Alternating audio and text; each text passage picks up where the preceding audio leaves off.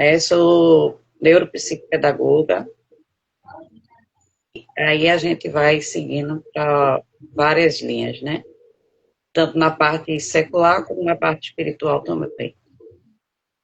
Mas, assim, é isso, né? E a gente está aqui para conversar um pouco sobre essa minha história, minha trajetória de uma mãe atípica, onde a gente precisa, onde a gente entende, que nem sempre nunca foi fácil de entender, de digerir no início, mas aí a gente vem para conversar um pouco sobre isso, fortalecer outras mães, né, e dizer que para ela que o futuro não pertence a gente, o futuro pertence a Deus e já deu tudo certo.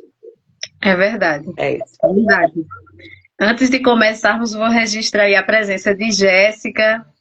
Seja muito bem-vinda, Jéssica. Obrigada por estar aqui conosco.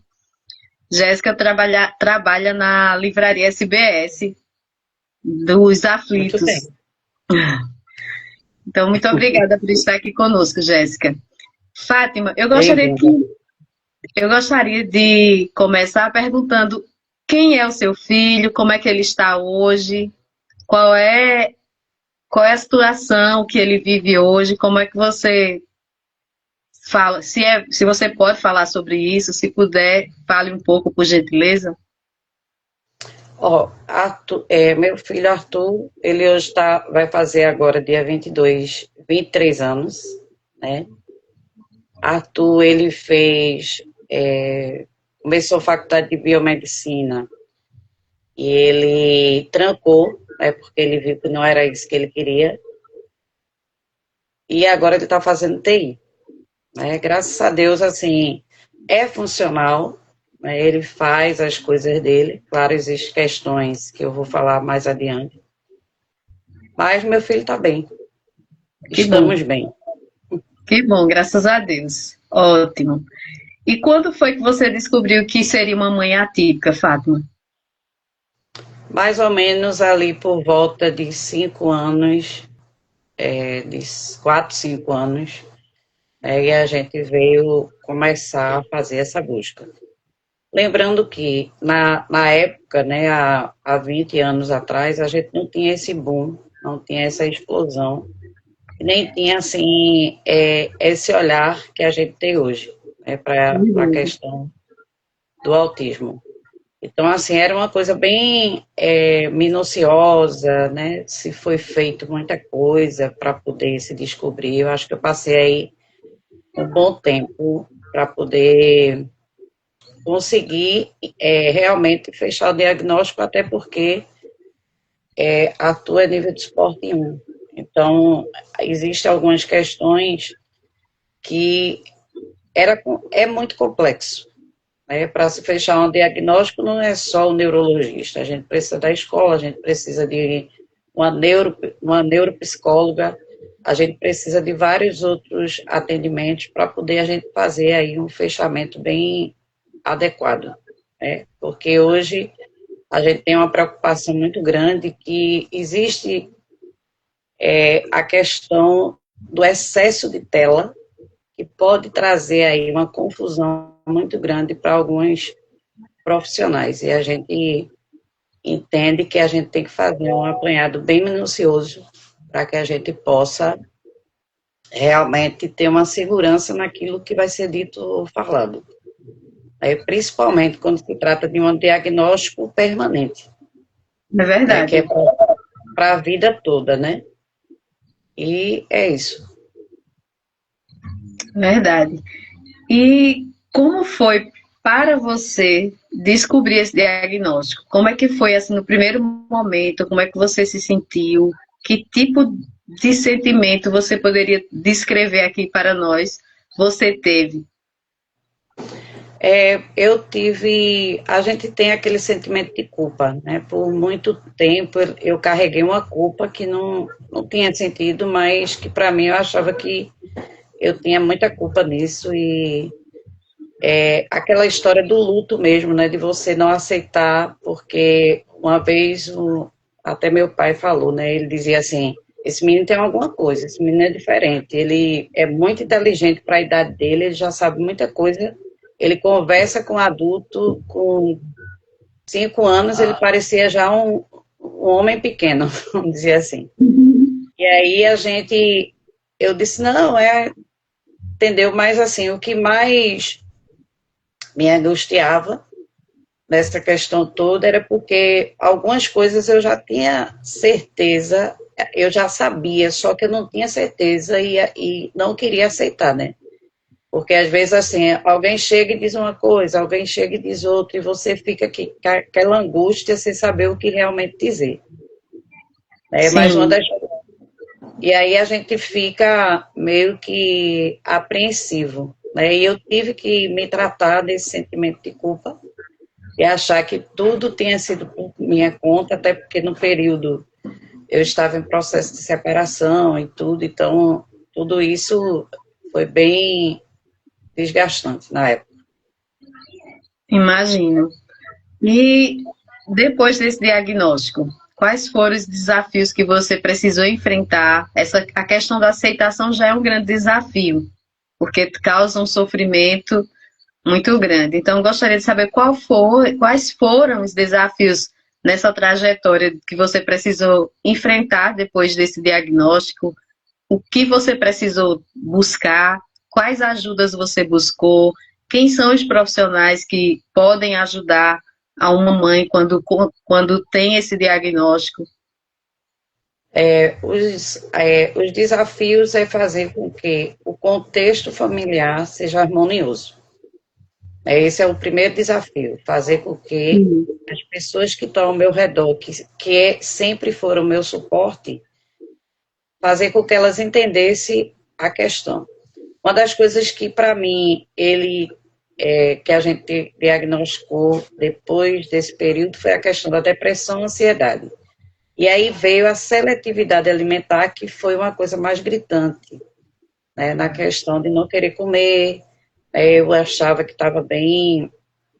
Foi bem complicado nesse período, a gente sofreu muito, eu sofria muito com isso, tentando. Outra coisa muito importante, a questão dos profissionais, a psicopedagoga, a neuropsicóloga, neurologista, todos esses acompanhamentos ajudou bastante, e uma nutricionista que seja voltada para essa questão da seletividade alimentar, que ajuda muito, né, a dar essa orientação. E a psicopedagoga que me ajudou muito nessa questão de rotina, Sim, porque todos sabem que o autista, ele tem algumas disfunções, e aí o que é que acontece? Muitas vezes se a gente não criar uma rotina, hoje ele já tem a rotina dele, ele tem a hora de comer, ele tem a hora de dormir, ele tem a hora de acordar, ele tem a hora de fazer as coisas, já tem essa rotina, mas aí a gente precisa organizar para que isso não venha ficar descontrolado, que não venha sim. ficar desproporcional para aquela situação do dia. Então, a gente precisa organizar. Então, esses profissionais que eu citei, como ele não precisou da fala, eu não usei fono, né, mas também a gente pode usar a fono, a gente pode usar uma neuropsicopedagoga, a gente pode usar uma psicopedagoga. Então, assim, são várias funções que a gente pode trabalhar, fazer um trabalho bacana. Agora, é claro, família e escola, elas casam, né? Porque não é só a terapia, família, escola e terapia. Então, não é só a terapia que vai funcionar, não é só a escola que vai funcionar, não é só a família que vai funcionar.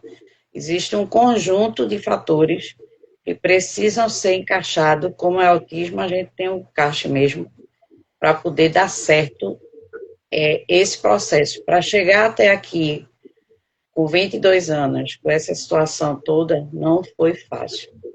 Mas, diante de todo esse contexto de apoio que a gente procura, isso ajuda bastante. Verdade. Então, pelo que eu estou entendendo, você sempre teve apoio. Você teve apoio da sua família, teve apoio de profissionais. Ó, nem sempre, né? No início, como eu disse, como a gente estava num período que não era assim tão gritante, Claro que a gente teve uma dificuldade e outra, né? E também, assim, a minha aceitação, ela foi mais, como posso dizer, foi mais, assim, eu consegui, né? Eu consegui encarar a coisa de frente. Eu consegui levar isso de frente. Já o pai foi um bom tempo para poder aceitar essa questão. Como a gente sempre foi separado, então a gente percebe que a aceitação foi mais demorada. Não que não Sim, aceitasse, mas foi mais complicada.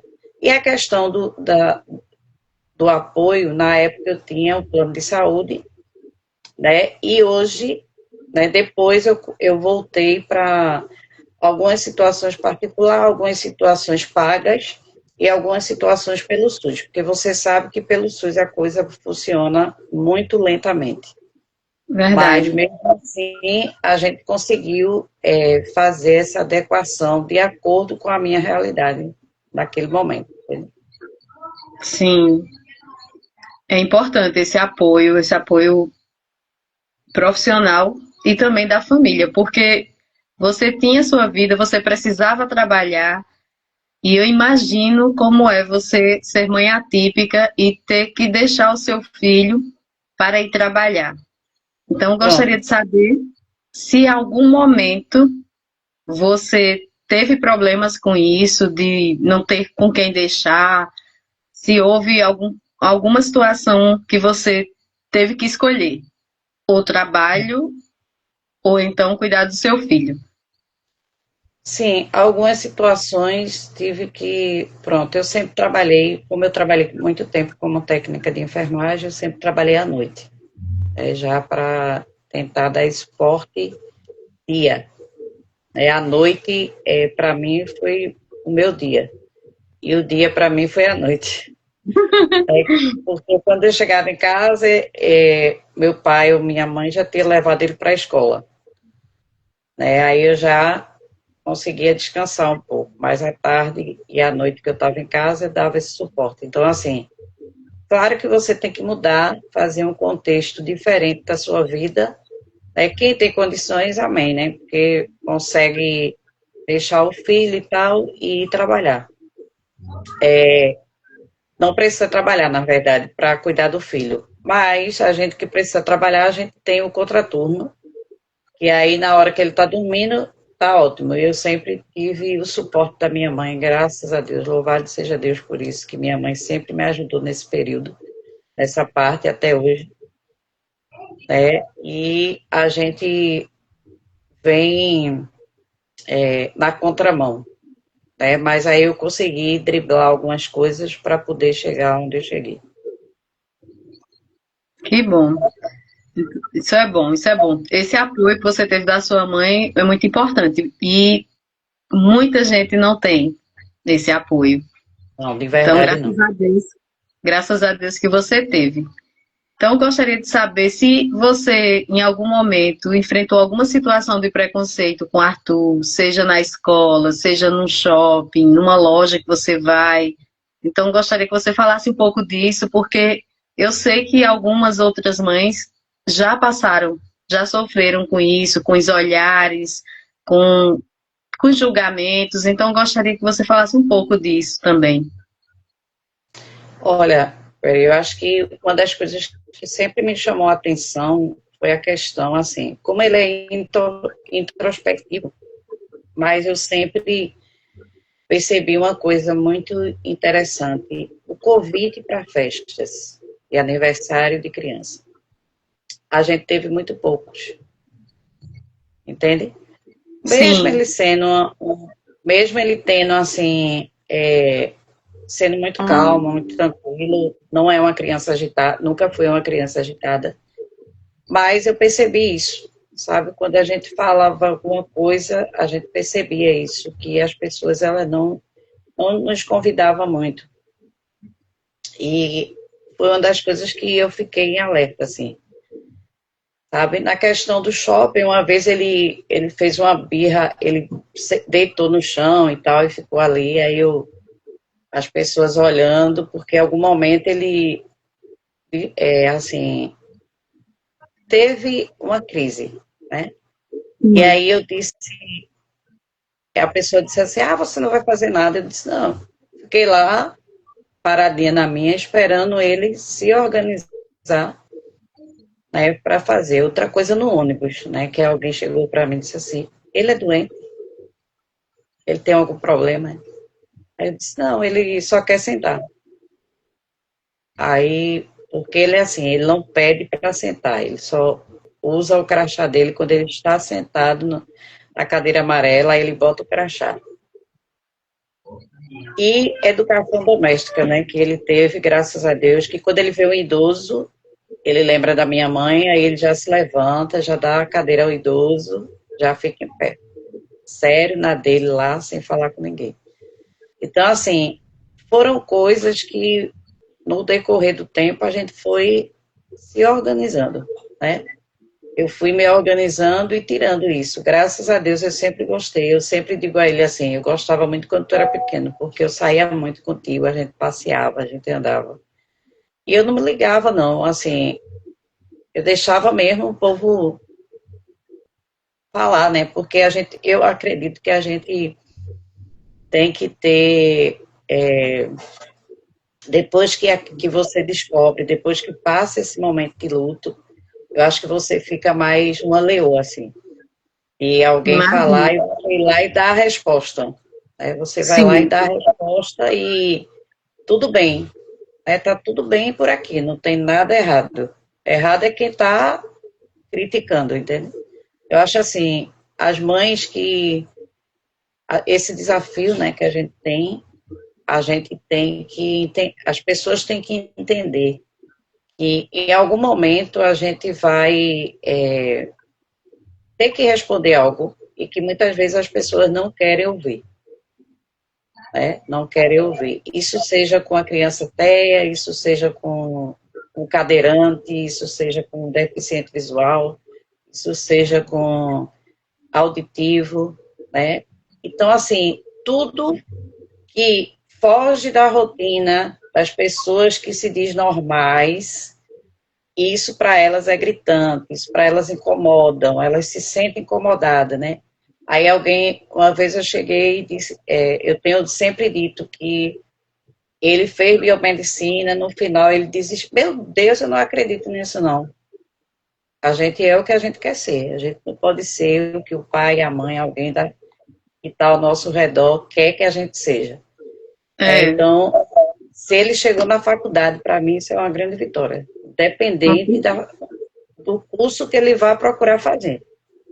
Né? E se ele disser assim, mãe, eu também não estou querendo fazer esse, a gente desiste, faz outro, e assim a gente vai até o dia que ele determinar parar. Entende? Mas na questão do preconceito, eu venci essa batalha que contra bom. isso. Isso é importante. Eu tive dois alunos no meu projeto, o Projeto Líder do Futuro, que eram autistas, que são, na verdade. Os dois são jovens, um tem 25 anos agora e o outro é um pouquinho mais velho. O outro já está casado, ele trabalhava, depois do projeto, ele foi trabalhar num hotel em Boa Viagem e eu perdi o contato com ele, mas ele me ligou quando fez a seleção lá, ele me ligou para dizer que tinha conseguido entrar lá. Ele falava muito pouco. Eu lembro o nome dele até. Ele falava muito pouco no curso e eu ficava estimulando para que ele falasse. E lá ele conseguiu. Ele disse que conseguiu destravar e conseguiu passar nessa seleção que teve para o hotel. Eu fiquei muito feliz com essa conquista dele. E o outro também conseguiu trabalho. Esse outro, ele não falava. Nas aulas ele não falava nada. Eu fazia pergunta, ele não falava. E aí me chamou a atenção. Eu disse, meu Deus, por que esse menino é tão calado? Quando era sempre nos finais das aulas, eu passei a chamá-lo para conversar. Eu dizia, venha cá, vamos conversar. Por que você é tão calado? Porque eu pergunto e você não responde. Aí ele começou a dizer, porque tinha vergonha de falar, e aí me falou que era autista, que tinha vergonha de falar. E aí eu fui trabalhando a questão da oratória com ele. Muito Levei, bom. passei a levá-lo para os cursos quando eu ia, levei até quando eu fazia treinamentos na livraria SBS, ele me acompanhou também no curso de oratória. E então eu levei para alguns cursos que eu ministrei, curso de oratória, curso de formação de palestrante, e com isso ele foi se soltando. Depois ele fez a seleção, passou para trabalhar como secretário da escola de Emaús. Aí ele ficou na escola, saiu ano passado. Ele fez, estava fazendo o curso de arquitetura. Não sei se ele conseguiu terminar, mas na última vez que eu conversei com ele, ele estava, se não me engano, no quinto período de arquitetura. Então, e ele sofria preconceito na turma com os demais. Mas nós trabalhamos isso e, consequentemente, ele foi sendo respeitado até que os meninos passaram a respeitá-lo, entender a situação dele e respeitá-lo. E hoje ele está aí ganhando dinheiro, cuidando da vida dele, comprou a casa dele, comprou uma casa com o dinheiro que ele ganhou e vem ganhando.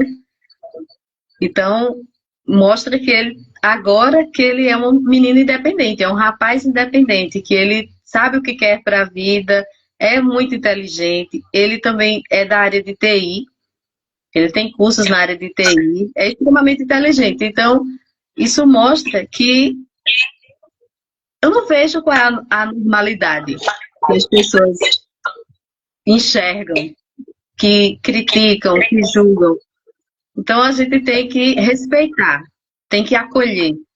Como você mesma fala, é uma situação que nós, mães, professores, familiares, sociedade, precisa acolher. Precisa dar amor e acolhimento para esses meninos e meninas, para que eles possam seguir a vida. E eles só vão seguir a vida se nós dermos as mãos, acolhermos, fortificá-los também. É Então, sempre verdade. buscando É, fortalecê-los para que eles saibam que são capazes e não deixem que ninguém diga o contrário. é verdade. E uma das coisas também, assim, foi o desmame dele, né? Deixar ele com autonomia.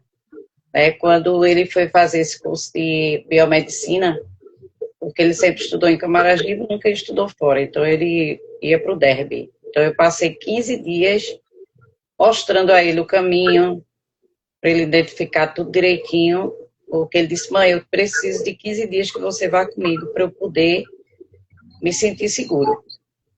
Aí eu, tá certo. Aí depois, um dia eu deixei ele só, aí no outro dia eu ia, no outro dia eu deixava, 2 dias eu deixava só, até ele começar a fazer isso sozinho. Hoje mesmo, quando a gente sai, tipo, eu estou trabalhando, aí eu saio do trabalho, a gente vai se encontrar. Aí ele já vai sozinho e eu me encontro com ele em qualquer lugar. Então, assim, graças a Deus, esse desmame, né, eu fiz, foi difícil, foi, porque a gente termina, não é que sufocando, né, mas a gente tem aquela preocupação do ser diferente, né? E, tipo, do ser diferente não, do contexto da sociedade em si. Porque, por exemplo, se ele tem... como seria ele, alguém abordando ele para um assalto? Então, eu não sei qual seria a reação dele. Então, a gente se preocupa com isso, na verdade. Sim. A gente fica preocupado com esses mínimos detalhes. Mas, graças a Deus, ele tem ido... Agora, ele está pertinho, porque eu moro aqui próximo da Maurício, aqui na Caxangá, no começo de Camaragibe, então fica muito mais perto. Ele vai andando, volta andando, não tem mais aquela correria de antes. E ele está se Que sentindo bom. bem mais acolhido lá e tal. O contexto está sendo bem melhor para ele, na verdade. Que bom, Fátima. Que bom.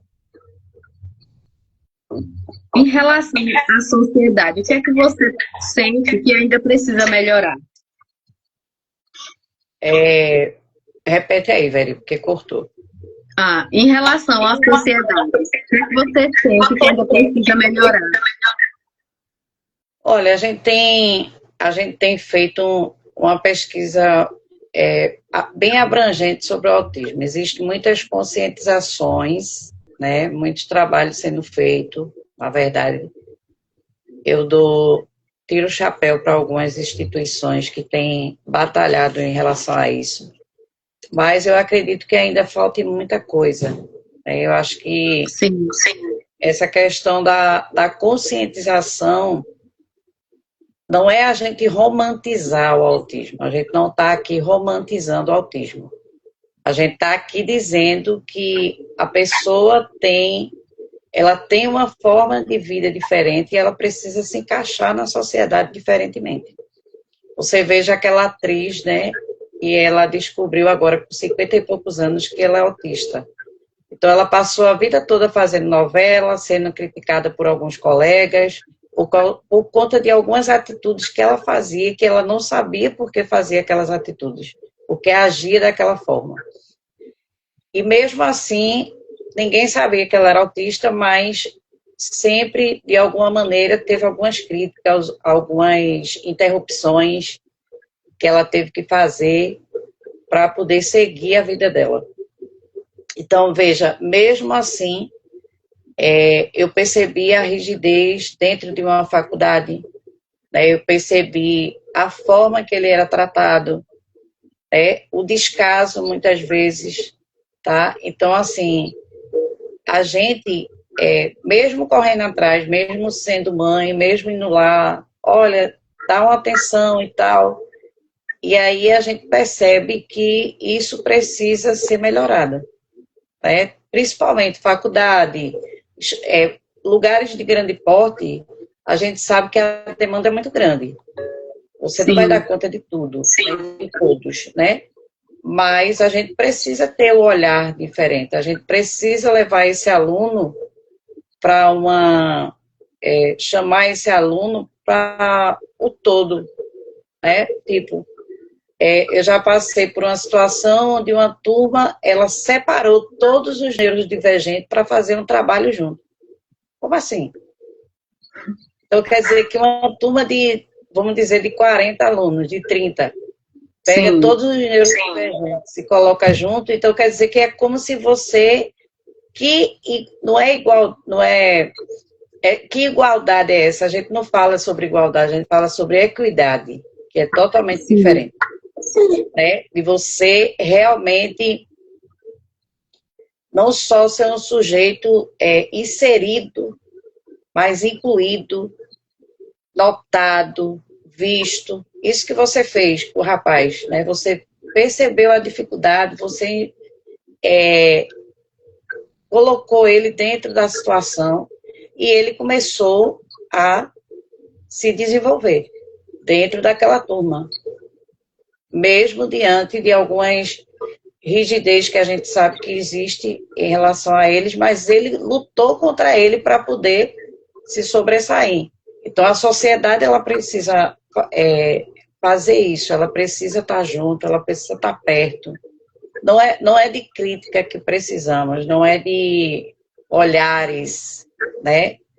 Não, a gente precisa de apoio, de acolhimento, né? De abraço, sabe? A gente precisa disso. E a mãe, principalmente, né? Porque por trás daquela criança, que muitas vezes se desorganiza, muitas vezes não quer fazer aquilo que impõe para ele naquele momento dentro de uma sala de aula, as pessoas precisam entender que ele é diferente, que ele precisa daquele apoio naquele momento, e vai chegar o momento dele que ele vai participar, ele vai fazer atividade, ele vai fazer alguma coisa, mas a gente precisa se unir, se dar as mãos, e a gente, como mãe, como todas as mães, a gente precisa estar unidas, se fortalecendo, através de uma live dessa, através de um bate-papo entre a gente, até, tipo, um encontro, né, onde a gente possa estar saindo mesmo, se divertindo, rindo, se comunicando entre a gente, trocando ideias, tudo isso é importante, né, para que a sociedade veja que não é o bicho de sete cabeças. e eles entendam que não, isso não vai mudar, né? Tipo, a criança, ela nasce com a questão neural, outras nascem sem poder ver nada, outras auditivamente, a fala, tudo isso pode acontecer. E aí a gente vai ter que tentar viver dentro dessa sociedade, mas a gente pede mais compreensão, mais companheirismo, mais o estar junto, sem julgamento, tá? Sem julgamento. Não julgue, porque você não sabe o que... Ah, mas ele é funcional, ele faz tudo e tal. Venha conviver com ele dentro de casa, no dia a dia, a rotina. Aí você vai entender realmente o que é que a gente fala, o que é que a gente passa. Imagina. Nós temos aqui, eu não sei se você conhece, Anne Ebrahim, que ela descobriu, ela tem duas crianças autistas, e ela trata muito desse tema nas redes sociais, ela fala a rotina, ela mostra alguns momentos dos filhos, ela compartilha o que ela passa. E ela também, se não me engano, ela tem de mulheres. Se não me engano. Depois eu posso passar o contato dela para você, caso você queira. Sim, sim. Conversar com ela e vocês aí se conectarem e falarem sobre esse tema que é comum para vocês duas e outras meninas também, que podem se ajudarem. Gostaria de perguntar também o que você aprendeu com seu filho durante esses 22 anos? Quais foram os ensinamentos que ele trouxe? Olha, para mim, acho que eu aprendi muito mais do que eu deveria, né? Porque eu me apaixonei pelo ensino, me apaixonei por estudar. Né? Eu sempre fui muito adepta do estudar. Né? E aí, Arthur, ele me instigou muito nessa questão de buscar, de interesse sobre os assuntos. Aí veio, eu sempre fui da área de saúde, então veio o desejo pela pedagogia. Eu fiz, na verdade, na época eu fiz, que a gente era auxiliar de enfermagem, e eu fiz também o magistério, eu fiz os dois juntos na época. E aí o primeiro emprego que apareceu foi o de técnico de enfermagem, ou de auxiliar, né, que na época era auxiliar, depois foi que eu passei a ser técnica. Mas eu nunca deixei a minha paixão pelo magistério.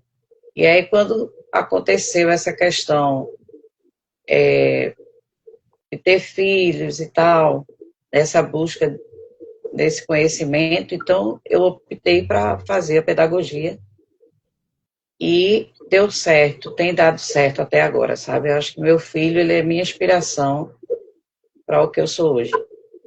Ele me inspirou. Ele não imagina, mas ele me inspirou muito hoje e eu sei que eu sou a inspiração dele também, porque ele sempre planeja as coisas e ele tem cuidado muito bem de mim e da minha mãe. Olha aí. Que a gente é sido animada por ele. Olha aí, coisa boa. Filho é sempre uma bênção. É um companheiro que você vai ter para o resto da vida. E assim, a minha abnegação, relacionamento conjugal, a minha abnegação, Veri, não foi nem por querer, eu acho que, não sei se você falou sobre isso, mas assim, eu me abdiquei da minha vida pessoal e não me arrependo até o momento, porque assim, muitas vezes, para alguém entrar na sua história, ela tem que realmente viver a sua história. É verdade. E como muitas vezes ela não tem esse sentido de querer viver, partilhar com você essa história, então eu preferi me ocultar nessa questão conjugal. Não que eu não queira, claro, a gente sempre pensa nessa questão, mas nesse período eu preferi não colocar mais ninguém na história, para poder viver o momento que eu precisava viver, entende? Então, assim, Sim. muita gente pergunta assim, né? Porque a gente é mãe solo, né? Eu não falei no início, mas eu sou mãe solo já, o quê? 18, quase 20 anos. Então, muitas vezes a pessoa diz, mas você não por causa de um filho, depois o filho vai embora, não sei o que ele deixa. Gente, não faça nada em troca. Você não vai ter troca nenhuma na vida. A vida, o que a gente fizer pelas pessoas, a gente não vai ter retorno, muitas vezes, positivo, porque somos seres humanos. Então, eu não espero nada do meu filho. Eu fiz a minha parte, né, como mãe, como procriadora, como escolhida por Deus para dar junto com seu pai, lógico que não foi só, para dar a vida para ele. Então, assim, eu acredito que a gente, cada um tem uma história e cada um vai passar por uma situação dessa. Tem pessoas que não conseguem. Eu, graças a Deus, aprendi por tudo isso a viver bem a curtir minha solidão. Na verdade, né? Os meus momentos eu sempre curti muito bem, obrigada. Foi fácil? Não, mas consegui vencê-los até hoje. Então, meu Arthur, como você perguntou, foi sempre a minha inspiração para muita coisa. Para a minha mudança de vida, na verdade. Que bom. Emocionante ouvir você falar do filho, ouvir a sua história. Falando em emocionante, eu gostaria de saber mais uma coisa. Como é que você lidou com a questão emocional, quando você precisou? Quem te ajudou? Você procurou ajuda profissional? Como é que foi? Sua saúde emocional, como é que você tem trabalhado isso até hoje? Repete, Jerico. Sua saúde. Oi? Em relação à sua saúde emocional. Sim, é importante. Importante, muito importante para a gente. A gente não é só a terapia da criança, né, do filho, mas a gente também tem que ser tratada. A gente também tem que ser tratada. A gente não pode esquecer disso. A terapia para a gente vai ser sempre. Porque a gente precisa cuidar da emoção, a gente precisa cuidar da nossa... gerenciar tudo isso. E a gente precisa cuidar também da nossa parte emocional. Porque eu acho que a gente já falou uma vez sobre isso, a questão do cuidado, né? Do cuidar de si. Do cuidar de si para poder depois cuidar do outro. Isso. Então é importante essa terapia, né? Eu tive essas terapias e me ajudou bastante. Uma delas foi essa que eu falei, né? Sobre a questão do desmame. Sim. De poder deixar ele andar com as próprias pernas. E foi interessante porque teve uma vez que eu faço um trabalho de viagem, e aí quando chegou num determinado lugar, ele não queria dormir sozinho. Ou, aliás, porque separavam, né? Homens de um lado, mulheres do outro. Aí ele não queria ficar no lado dos homens, só que ele já era um rapazinho, já tinha 12, 13 anos, e queria ficar deitado junto comigo. Aí a gente tentou, aí uma pessoa lá bem bacana, Arthur, olha, os meninos vão dormir aqui, traga logo seu colchão, seu travesseiro, e ele, querendo birrar, né? A gente levou levou ele e graças a Deus deu certo, porque toda vez que vai agora, ele já sabe que vai ter que dormir com os homens. Não vai ficar no da mamãe. Mas assim, é bem interessante, né? A gente precisa realmente. Eu precisei, teve muitos períodos que eu fiquei muito ruim, né, comigo mesmo, e eu precisava desabafar, e a terapia ajudou bastante. Que bom, que bom. Ainda bem que tem esses profissionais que podem Tem. ajudar. E eu vou fazer uma pergunta que eu nem tinha planejado fazer essa pergunta, mas eu vou fazer. Em relação a políticas públicas para acompanhamento da criança que é autista e da mãe, existem essas políticas? Existem? Se você teve acesso ou tem Existe, acesso? né? Existe as políticas públicas, né? Tem até um grupo de uma amiga minha aqui de Camaragibe, ela tem um trabalho bem bacana em relação a isso. Para a gente dar o grito mesmo, né? Minha amiga Érica, e a gente dar aí o brado para essa questão do autismo.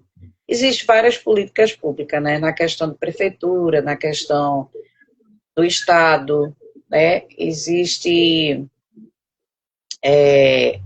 Eles até são bem interessantes, né, na verdade, mas que precisa ser mais visibilizada.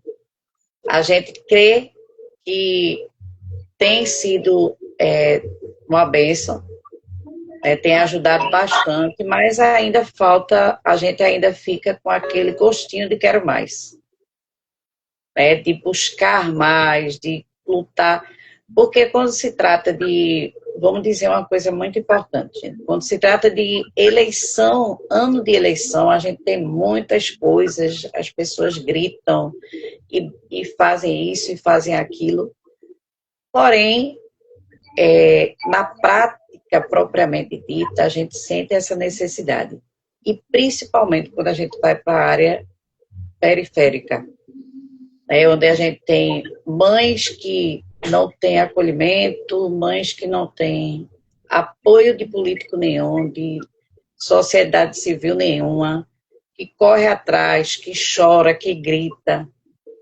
Vamos dizer uma Mariana da vida, que teve aí aquela sua repercussão, porque estava lá dentro, lá no interior, bem longinho, né, e precisou um repórter, né, que não era nem conhecido nem nada, precisou ele fazer essa reportagem com essa mulher para que ela fosse visibilizada, né, e as pessoas entendessem o que realmente ela precisava. E quando ela foi para a Câmara dos Vereadores de lá daquela cidade, ela detonou, né, porque eles ficaram sem palavras para responder a ela o que ela realmente estava precisando. Porque é muito fácil você chegar a fazer fazer um artigo, né, você fazer aí algo extraordinário no papel, mas quando chega na prática propriamente dita, uma mãe que passa aí 2 anos para conseguir laudar essa criança, porque no SUS não tem um neurologista. Ou se tem, você tem uma fila aí de 50, mais de 100 pessoas na sua frente para você conseguir uma vaga. É um absurdo. E que muitas vezes você não consegue dar conta. Tá? Então a gente tem que realmente batalhar aí para essas políticas públicas, elas sejam bem fidedignas e realmente pessoas que querem abraçar a causa, né? Porque só para poder aparecer e dar um nome e dizer assim, não, eu sou pela causa do autismo, beleza, mas estás fazendo o que para isso? Qual é o teu interesse por trás disso? Porque muitas vezes a verba vem, as coisas vêm, e vai para onde? Porque muita gente aí desassistida. E aí fica a pergunta no ar, né? Aonde estão aqueles que realmente abraçam a causa? Ou só é para vir para uma rede social e dizer, não, eu faço e eu aconteço. Mas quando chega na prática propriamente dito, isso não é real. Conheço muitas mães que nem Bolsa Família tem, porque não conseguiram BPC Loas, não conseguiram nada, e vivem numa situação de precariedade muito grande. Então, assim, são coisas que a gente não entende, né? Então, é Brasil. Que país é esse? entende? Infelizmente, a gente sabe que é assim mesmo. Eu vou fazer mais uma pergunta, Fátima. Em relação a você como psicopedagoga, pedagoga que você encontrou na sua trajetória profissional crianças também atípicas, digamos assim, autistas e outras. Então, eu gostaria de saber se você encontrou e como é que você lidou com isso. Não, eu encontro diariamente, né? Eu tenho aí, a gente tem vários desafios, né? Que a gente sempre precisa estar buscando conhecimento para poder trabalhar.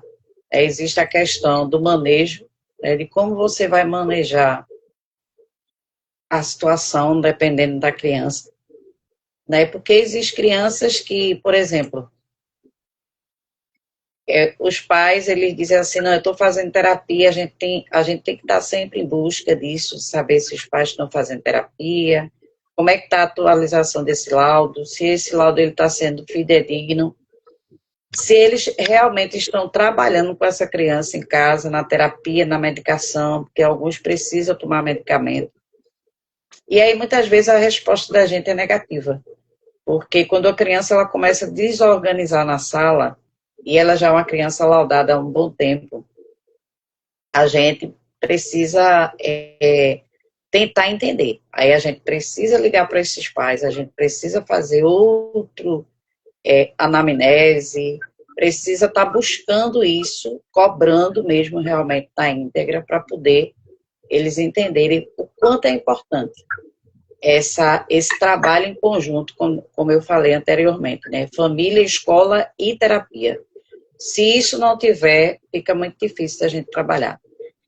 E, além disso, ainda tem os casos de que a criança ela apresenta alguns comportamentos. Escola não é clínica, escola não é terapia, não. Escola veio para trabalhar a questão do neurodesenvolvimento da criança. Então, a escola não dá laudo, a escola não. A escola veio para dar uma hipótese, encaminhar para algum serviço, e lá eles vão conseguir detectar se realmente há alguma questão desse tipo. Que a gente visa, como instituição escola, a gente visa trabalhar com essa criança na questão da aprendizagem. O que vai fora da aprendizagem não é da nossa ossada. A gente precisa entender isso. Muitos pais acham que a escola vai tratar a criança e ela vai ficar bem. Não. Não somos terapeutas. A gente é uma equipe que vai trabalhar na escola com as dificuldades de aprendizagem que a criança vai ter, tipo, escrever, falar, né? Codificar.